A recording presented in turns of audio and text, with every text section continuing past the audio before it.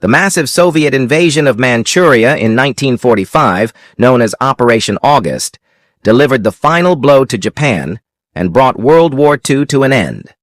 The Soviet military refers to it as the Manchurian Strategic Offensive Operation. In the West, it is now commonly called Operation August, even though the Japanese had no official name for it. Very few people outside of Japanese and Soviet historical circles are even aware that it took place. Despite being the largest defeat in Japanese military history and just as important to the end of the war as the atomic bombings of Hiroshima and Nagasaki, it is often overlooked in Western accounts. In a month of brutal fighting in a distant land still considered mysterious by many, over 1 million Japanese soldiers and hundreds of thousands of Japanese civilians were either killed or captured. The roots of this conflict were planted back in 1931. Japanese militarists decided to invade China, Manchuria, and Korea, seeing the Chinese Civil War between Mao Zedong's communists and Chiang Kai-shek's nationalists as an opportunity to claim territory and power.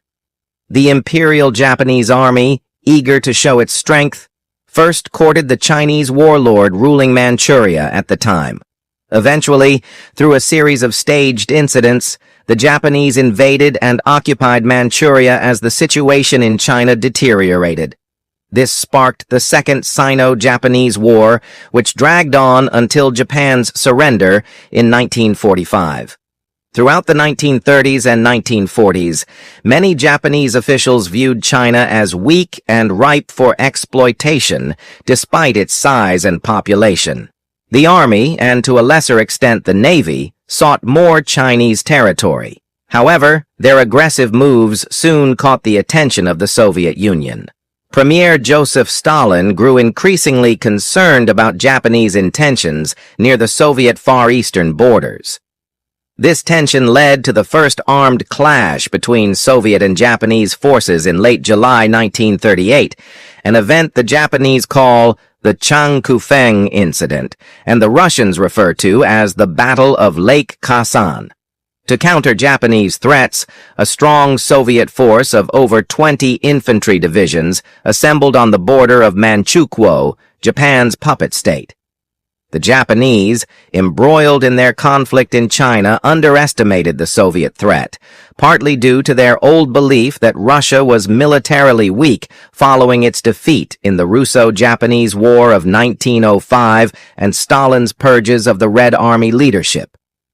During a border dispute in 1938, a Soviet defector provided the Japanese Kwantung Army with valuable intelligence, prompting a local Soviet commander to occupy a disputed border area.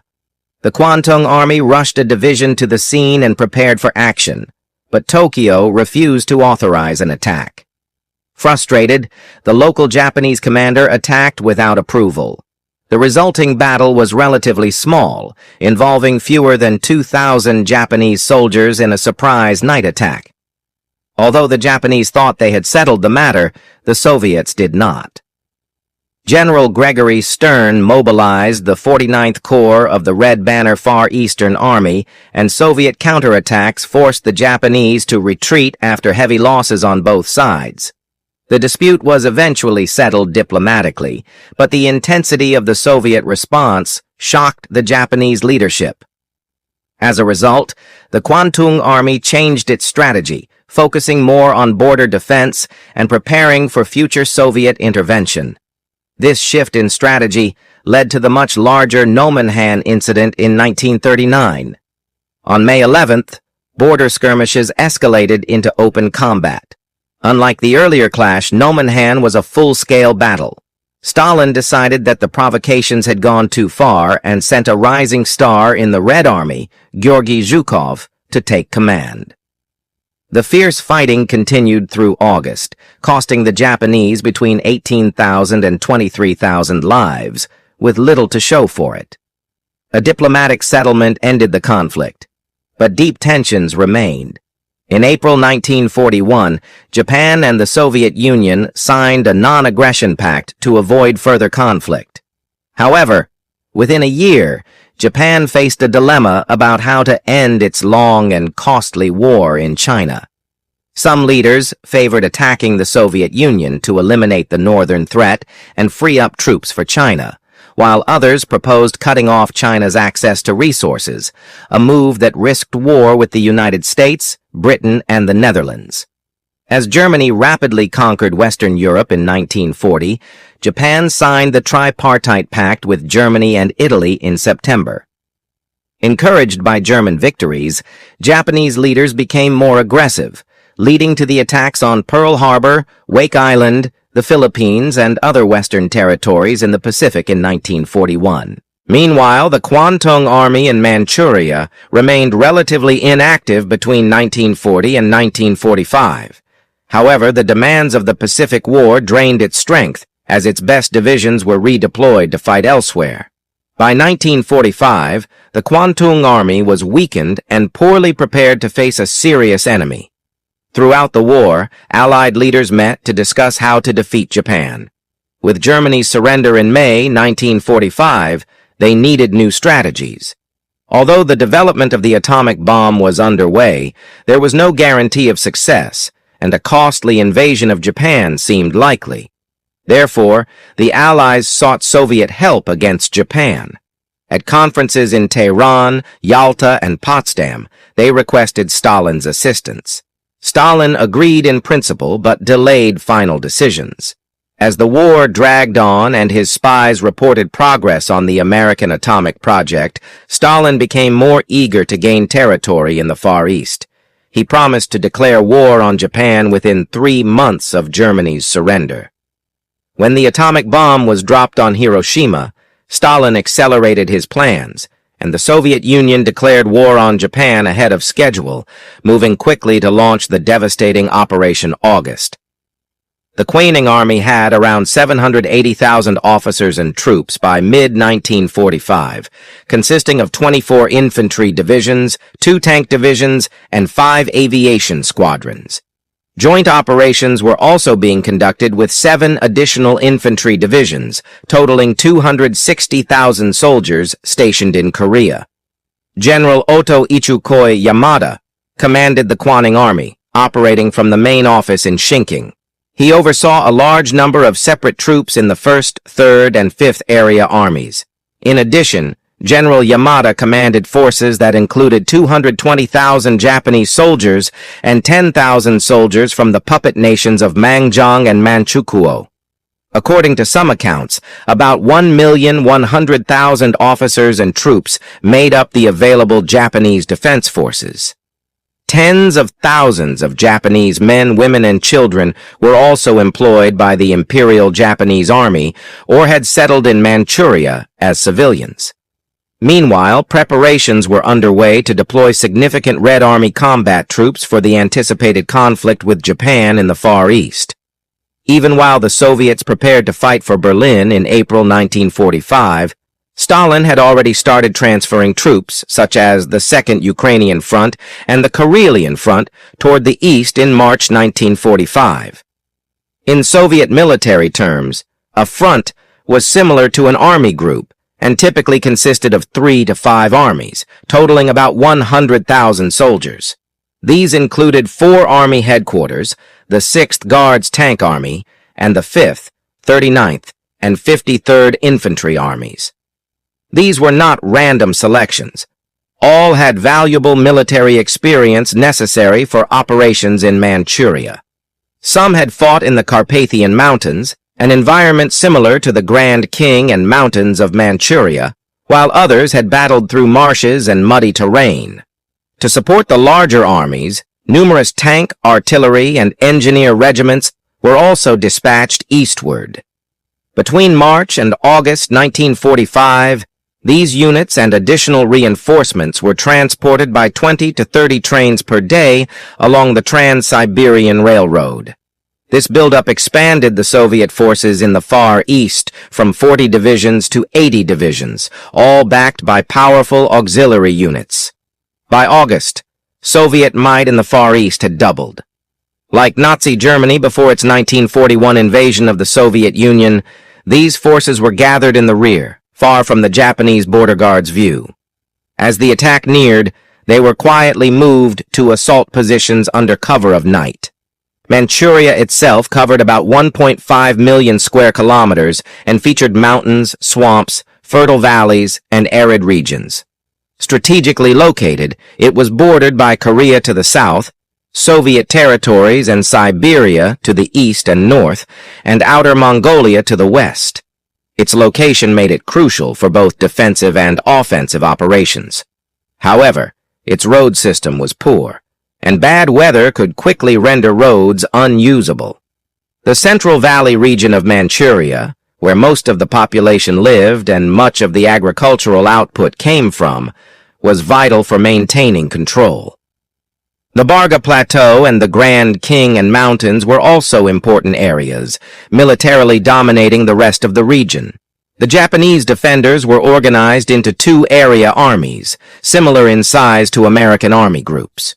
The 1st Area Army, commanded by General K, included the 3rd Army and 5th Army, each with 3 infantry divisions, along with 4 additional infantry divisions and a separate mixed brigade under Seichi's direct command.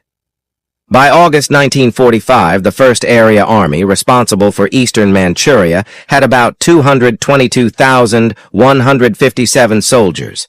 The 3rd Area Army, led by General Ushiroku, covered central and western Manchuria. It consisted of the Independent Mixed Brigade, 1 tank brigade, 4 infantry divisions from the 30th Army, and 3 infantry divisions, 1 tank brigade, and 1 independent mixed brigade from the 44th Army. 2 additional mixed brigades and another infantry division also fell under General Jun's command, totaling 180,971 men. Another significant force was General Lit Gen Waramiko's 4th Separate Army, made up of 3 infantry divisions and 4 autonomous mixed brigades, totaling 95,464 soldiers, positioned in north-central and northwest Manchuria. The 125th Infantry Division was held in reserve directly under the Kwantung Army's command. General Yamada also commanded the 34th Army based in Honghong, northern Korea, alongside the 59th Infantry Division in Honghong and the 137th Infantry Division at Chongpyong, with a combined total of 50,014 additional troops. Following the start of hostilities with the Soviet Union, Imperial Japanese headquarters in Tokyo dispatched further reinforcements. The 17th Army was deployed to southern Korea, supported by 2 separate mixed brigades and 7 more infantry divisions. Defense preparations also included the Sungarian Navy Flotilla, a group of small coastal navy vessels. The Imperial Japanese Army managed to gather approximately 713,724 soldiers, 1,155 tanks, 5,360 artillery pieces, and over 1,800 aircraft in Manchuria alone. Although the average Japanese infantry division had about 12,000 to 16,000 personnel compared to the Soviet division's 10,000 to 12,000, the numbers were misleading. Even though some Soviet tanks were outdated by Western Front standards of 1941, Japanese armor was inferior to anything the Soviets possessed. The Soviets, well versed in artillery tactics, had nearly 5 times as many tanks and artillery pieces as the Japanese. In the air, the Japanese were outnumbered 2 to 1. While personnel numbers seemed somewhat close, in reality, the Japanese were facing forces that would outnumber them by more than 2 to 1. As global conditions shifted, so did Japanese planning. Up until 1944, the Japanese continued preparing for an offensive invasion against Chinese and Soviet territories to advance their ambitions in the Far East. By September 1944, however, their plans had shifted to a strong border defense of Manchuria.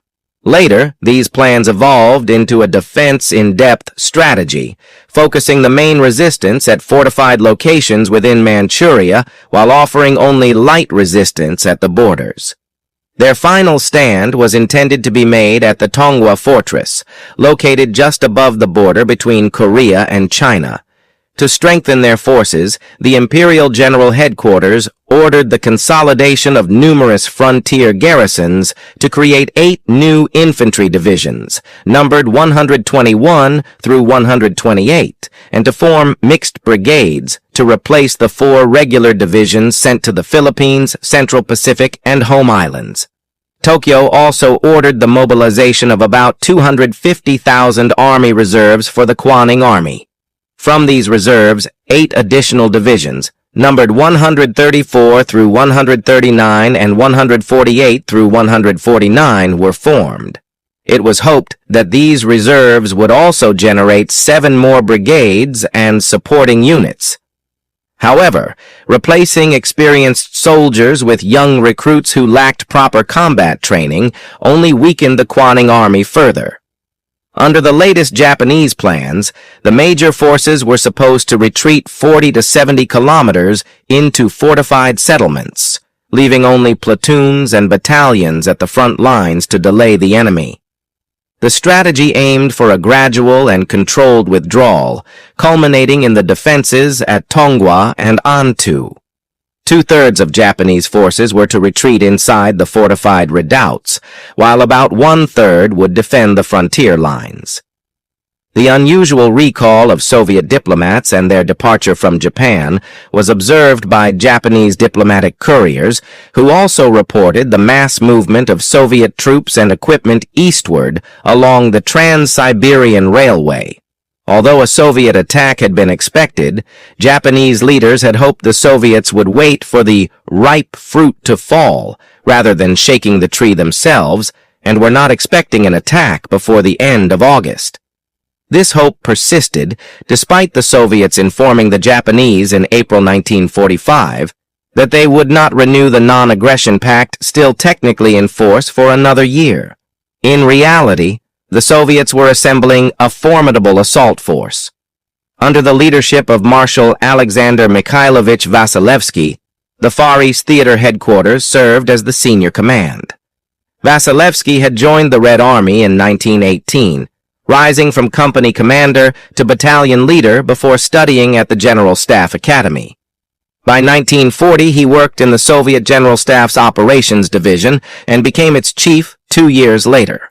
He led the 3rd Belarusian Front in East Prussia in 1945, participated in the battles of Stalingrad, Kursk, and the Belarusian campaigns, and later was appointed as Stalin's personal representative. In 1945, he was given command of Soviet forces in the Far East, tasked with defeating the Japanese. The Trans-Baikal Front was the name of Marshal Vasilevsky's first operational army. It included the 6th Guards Tank Army, the 17th, 36th, 39th, and 53rd Armies, a Mongolian cavalry mechanized group, and the 12th Air Army. Altogether, it had 30 rifle divisions, 5 cavalry divisions, 2 tank divisions, 10 tank brigades, and 8 mechanized brigades, totaling 640,040 troops, which made up almost 41% of the Soviet Army. Marshal of the Soviet Union, Rodion Yakovlevich Malinovsky, who had previously led fronts in the battles of Odessa, Budapest, and Vienna, commanded the Trans-Baikal Front. Malinovsky's fellow marshal, Kirill Meretskov, led the 1st Far Eastern Army. At 48 years old, Marshal Meretskov's army included the 9th Air Army, the 5th Guards Army, the 1st Red Banner Army, the 25th and 35th Armies, the 10th Mechanized Corps, and the Chita Operational Group. He commanded 586,589 soldiers, along with 12 tank brigades, 2 mechanized brigades, 1 cavalry division, and 31 rifle divisions, making up 37% of the total Soviet force. The 2nd Far Eastern Front was made up of the 5th Separate Rifle Corps, the Kurils Operational Group, the 15th, 16th, and 2nd Red Banner Armies, and the 10th Air Army. It was the smallest of the 3 Soviet fronts, comprising 337,096 soldiers, or about 21% of the 1.5 million Soviet troops stationed in the East. The Soviet Union's continuous modernization and experience from years of fighting shaped these unified armies. Typically, each combined army had between 80,000 and 100,000 soldiers, organized into 7 to 12 rifle divisions, 1 or 2 artillery brigades, a tank destroyer brigade, an anti-aircraft brigade, a mortar regiment, a signal regiment, an engineer regiment, 2 or 3 tank brigades, and either a tank or mechanized corps. They were equipped with 100 to 200 self-propelled cannons, between 1,900 and 2,500 guns and mortars, and between 320 and 387 460 tanks. Soviet military doctrine required achieving superiority on one key axis before launching an offensive. They relied heavily on close cooperation between tanks and infantry, with strong artillery and air support. After the first breakthroughs, mobile groups of tanks and mechanized infantry would exploit the breaches, cutting up enemy defenses into smaller, isolated groups which could then be destroyed. Meanwhile, partisan forces, airborne units, and reconnaissance teams would disrupt enemy communications and logistics in the rear areas. Marshal Vasilevsky, who was 50 years old, designed a plan for the Manchurian campaign that involved a 3-pronged double envelopment. His goal was to defeat the Kwantung Army and seize full control of Manchuria quickly before hostilities ended. Initially, he planned for Marshal Malinovsky's army to lead the attack, with Marshal Meretskov's forces following a few days later. However, after the Americans dropped the atomic bomb on Hiroshima on August 6th, Vasilevsky decided to commit all 3 Soviet armies simultaneously. After the second atomic bomb destroyed Nagasaki on August 9th, Japan still refused to surrender. On that same day, Vasilevsky ordered the First Far Eastern Front to advance west into eastern Manchuria, while the Trans-Baikal Front moved east into western Manchuria. Their aim was to meet in the southern central regions of Mukden, Harbin, and Qiqihar. Meanwhile, the Second Far Eastern Front was tasked with joining them from the north in Harbin and Saiping, while also launching supporting attacks into northern Manchuria. Planned attacks on the Kuril Islands and southern Sakhalin were to be delayed depending on the progress of the main operations. The Trans-Baikal Front was expected to advance 350 kilometers into Japanese-held territory within the first 10 to 15 days. Its mission was to capture Changchun by bypassing heavily defended areas around Hailar, with General A.G. Kravchenko's 6th Guards Tank Army leading the assault, supported by Lieutenant General A.I. Danilov's 17th Army and Colonel General I.I. Ludnikov's 39th Army. Their objectives included controlling the central Manchurian plain between Lupe and Solon, defeating Japanese border defenders, and crossing the greater Khingan Mountains. The Soviet plan required the 6th Guards Tank Army to capture mountain passes and seize Lupe by the 5th day of the operation. Soviet and Mongolian cavalry mechanized units were tasked with additional attacks across the desert to secure Kalen. The 39th Army under Lieutenant General A.A. Luchinsky was ordered to capture Hailar, cross the Argun River, and prevent Japanese forces from retreating across the greater Khingan Mountains. The First Far Eastern Front was expected to breach or bypass Japanese border fortifications and operate behind enemy lines. The 10th Mechanized Corps, Colonel General N.I. Krylov's 5th Army, and Colonel General A.P. Beloborodov's 1st Red Banner Army were to advance northwest from Vladivostok toward Harbin to link up with the Trans-Baikal Front and encircle Japanese forces on the Liaodong Peninsula while protecting Port Arthur. Meanwhile, General M.A. Purkayev's 2nd Far Eastern Front was tasked with launching a broad assault across the Amur and Ussuri rivers. Their mission was to prevent Japanese forces from withdrawing and reinforcing their comrades. General M.F. Tereshchenko's 2nd Red Banner Army was to cross the Amur River and attack Saiping. After securing Fuyuan, the 5th Separate Rifle Corps would move toward Poli to connect with the 1st Far Eastern Front. The Soviet strategy demanded speed, mobility, and surprise. Attacks would be led by tanks, supported closely by artillery, air support, and infantry. The goal was to eliminate the Kwantung Army before reinforcements could arrive from Korea or North China. By attacking on all fronts, Soviet forces would pin down every Japanese unit and prevent them from assisting each other. The Soviets declared war on Japan on August 8th and launched their offensive at 2 minutes after midnight on August 9th. Advance units crossed into Manchuria and Inner Mongolia, followed by the main forces. Due to Japanese plans to withdraw into fortified positions, Soviet troops met little resistance initially, except for Lutchinsky's 36th Army, which encountered heavily fortified Japanese border defenses. The 25th Mechanized Brigade and 43rd Separate Tank Brigade led the Mongolian cavalry mechanized units on the right flank of the Trans-Baikal Front.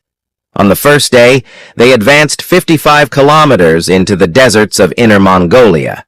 To the east, Danilov's 17th Army pushed forward without opposition, advancing 70 kilometers.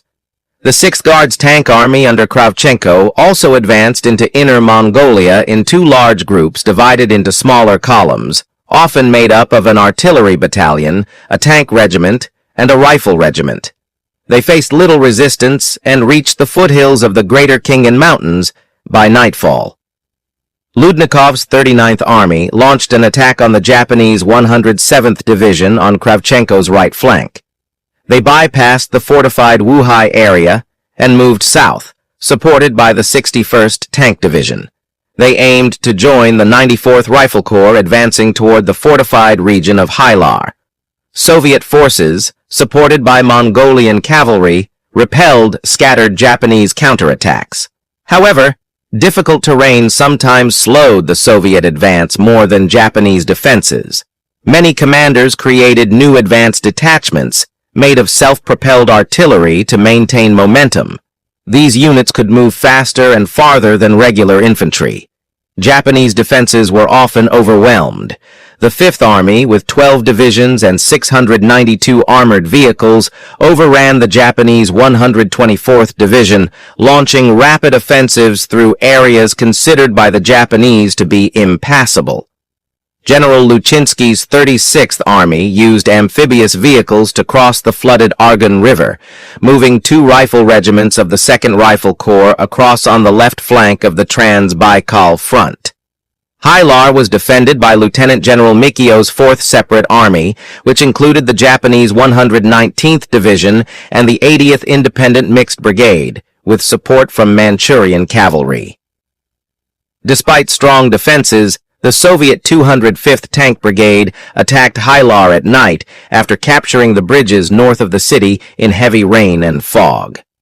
By August 10th, the attack, aided by the 94th Rifle Division, had managed to encircle the mountains. The 80th Independent Mixed Brigade held the city center even though the Soviets secured the town's surroundings.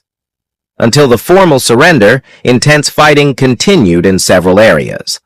Although the Japanese had anticipated a Soviet invasion into Manchuria and believed it would not begin until fall, the sudden attack on August 9th caught them during a critical time when they were rearranging their forces and fortifications. Despite fierce resistance from many Japanese units, the Soviets achieved a major victory. Japanese command quickly became confused.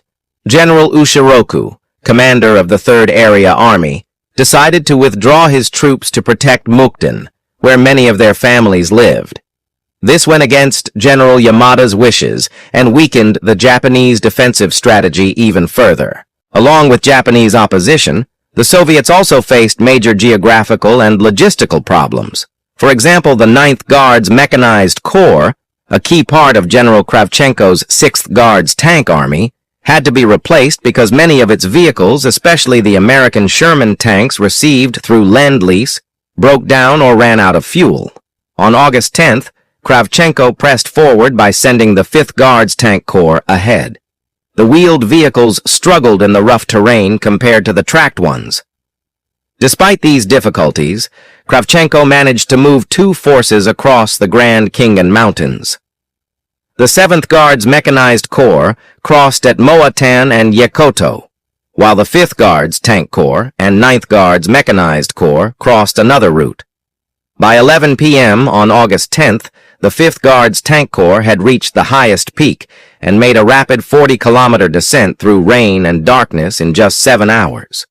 Though slowed down by their vehicles, the others also crossed efficiently. By August 10th, the 6th Guards Army entered the central Manchurian plain. Reinforcements arrived the next day and immediately continued the advance eastward. On August 11th, the 5th Guards Tank Corps arrived at Lupe, and by August 12th, the 7th Guards Mechanized Corps captured Taunan. The Soviets had planned 5 days for the operation, but it only took 4. Japanese forces had already begun evacuating, resulting in minimal opposition.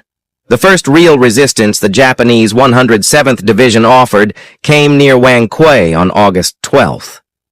The defenders were shattered by the Soviet attack, suffering heavy losses in both weapons and equipment. General Hulin, who commanded the Manchurian 10th Military District, surrendered with nearly 1,000 men to the Soviet 221st Rifle Division on the same day. Despite these successes, the battle for Halar continued. The Soviets, adapting to the situation, withdrew their tanks and reinforced infantry units. Although the 80th Independent Mixed Brigade was eventually pushed out of Halar, they managed to delay the Red Army by holding nearby positions. The Japanese 119th Division also continued to resist, occupying the 94th and 393rd Rifle Divisions and blocking key routes into the Grand Khingan Mountains. Meanwhile, General Pliev's Soviet Manchurian Cavalry Mechanized Corps struggled to cross the Mongolian deserts while fighting off Manchurian and Mongolian cavalry units. After 4 days of fierce combat, they broke through and captured Taiwan. Fuel shortages caused as much trouble for the Soviets as the Japanese did. The rapid Soviet advance stretched their supply lines thin, especially since Sherman tanks consumed much more fuel than Soviet models. Because of this, the 6th Guards Tank Army had to halt operations on August 12th and 13th. Sherman tanks were dropped from the advance to conserve fuel, and the Red Air Force's 453rd Aviation Battalion had to fly in gasoline to support the front. Japanese kamikaze raids also disrupted Soviet supply lines, adding to the difficulties. Even as supply problems mounted, fierce battles continued. The Soviet 2nd Rifle Corps kept fighting for Halar against the 119th Division. On August 13th and 14th, the 275th Rifle Division overran a tough Japanese position at the Wuhua Railroad Station. Meanwhile, the Japanese government was desperately trying to find a way to end the war. On August 14th, they contacted the Allies for clarification on surrender terms. On the same day, the Japanese emperor ordered all troops to stop fighting, pending further instructions. However, General Yamada disobeyed the emperor's order, angering his own soldiers.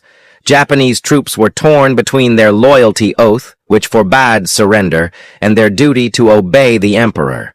This confusion weakened the Kwantung Army even further and deepened internal divisions. Eventually, on August 19th, General Yamada agreed to a ceasefire. Yet Marshal Vasilevsky did not stop his offensive. Uncertain whether the ceasefire would lead to an actual surrender, he pushed on to capture as much territory as possible, including major cities like Mukden and Saiping. On August 15th, Soviet forces clashed with Inner Mongolian cavalry units at Kalgan. After 2 days of intense fighting, the Mongolian forces surrendered, and over 1,600 prisoners were taken. Around the same time, the Soviets discovered one of the war's greatest atrocities when they captured Harbin. There, they found Unit 731, a top-secret Japanese biological warfare center. Led by Dr. Shiro Ishii, the unit conducted horrific experiments on Chinese civilians, prisoners of war, and even American and British captives. Victims were subjected to live dissections and deliberately infected with deadly diseases like cholera, tuberculosis, typhoid, and botulism.